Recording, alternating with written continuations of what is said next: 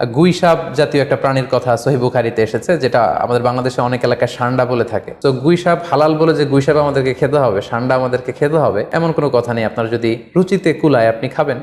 আসলে হারাম বলার সুযোগ নেই, কারণ কোনো প্রাণীকে খাওয়া হারাম এটা বলতে হলে অকাট্য দলিলের প্রয়োজন।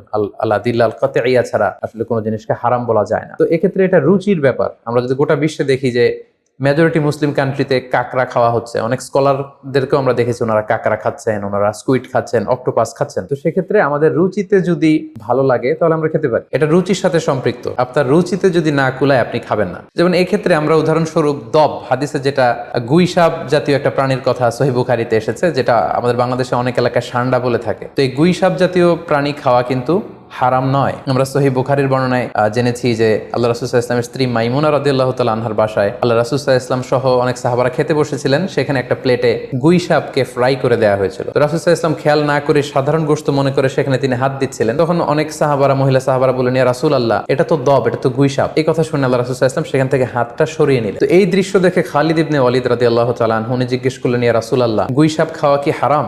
হারামুন আদ-দাব্বু ইয়া রাসূলুল্লাহ, আপনি যে হাত সরিয়ে নিলেন, গুই সাপ খাওয়া কি হারাম? আল্লাহ রাসূল সাল্লাল্লাহু আলাইহি ওয়াসাল্লাম বললেন যে না, গুই সাপ খাওয়া হারাম নয়, তবে আমি এটা খেয়ে অভ্যস্ত নই, আমাদের এলাকাতে এটা পাওয়া যায় না, এজন্য আমি এটা খাচ্ছি না। তাহলে বোঝা গেল এক্ষেত্রে এটা রুচির সাথে সম্পৃক্ত। তো গুই সাপ হালাল বলে যে গুই সাপ আমাদেরকে খেতে হবে, সান্ডা আমাদেরকে খেতে হবে, এমন কোনো কথা নেই। আপনার যদি রুচিতে কুলায় আপনি খাবেন, আর রুচিতে যদি আপনার না আসে তাহলে আপনি খাবেন না।